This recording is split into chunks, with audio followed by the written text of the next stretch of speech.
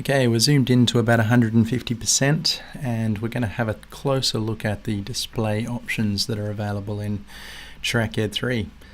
So again, we're in the display options tab here. We can still cycle through our students, but in each of these areas we're able to choose the tab options that we want to display on the left hand side.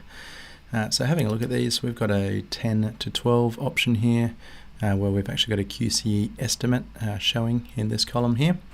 We have a 9 to 11 with a little bit of overlap for schools that break up their year levels a little bit differently.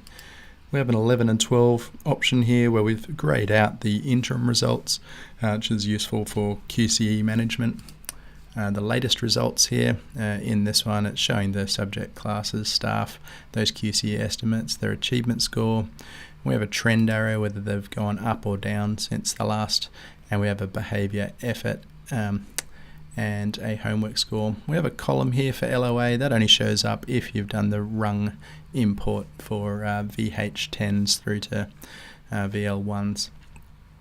One thing I didn't notice as well, when you are on any of these subject results tab, you can mouse over to get the effort, behaviour and homework scores as well for each of the different subjects and any of the terms. This one here shows the timetable information as well, so that's it from the timetable import, and the recent semesters in this section here come from the student summary, so they're not actually matched up with the results in this top section here, but what this allows us to do is to get a bit of history for English and Maths and Science for students who haven't had any reporting periods at your school. So very useful for Year 7s in high school, but also new students as well, gives you a little bit of information. We have a GPA, effort and behaviour graph over time, and we have a little option here for the hidden subjects. So if I go back to my standard tabs here, you'll notice a little red bar there. If you click that red bar, it'll actually give you the option to hide that subject for that specific student, or throughout the whole cohort it'll give you the option. Once they're hidden, they'll turn up in this hidden subjects area as well.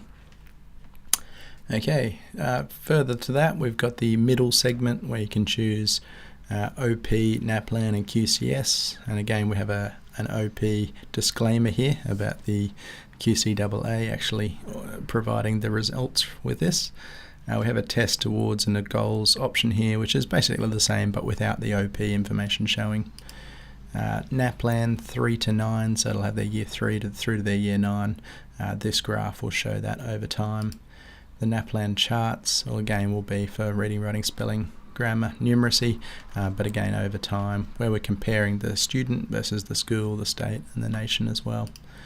This detailed view here will show relative gains, and we don't have the other year levels here, so it's really not showing us much at the moment. The SLIM option here with their Louis number will show up in this next one. And the attendance, so this is the weekly attendance import, which comes from ID Attend. And then we have our tracking template options. So with those, it lets you choose which tracking template sets of data that you want to look at, and it'll show you that information that you've reported over time. So in this case, GPAs, Science, Maths, English scores, and we've got other options as well, LOA counts, how many passing and failing over time. Now with tracking 2 and tracking 3, it's exactly the same thing, but you get to choose more than one to show at a time. So if we choose tracking 2 down the bottom here as well, we can have up to 5 different tracking templates showing at once. Down in the bottom section we have the notes, so distance ed, SAT, TAFE, offsite.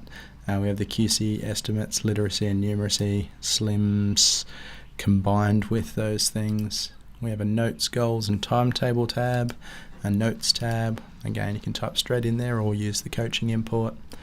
We have awards and goals and attendance. All of these things we've built so that you can slice and dice this page to display the information that you want and display it in any sort of format that you want as well. And the final one that I haven't shown you is the internal notes, which is off to the right hand side here as well. So the notes is printable. That's this notes field here, and the internal notes won't print out with the profiles.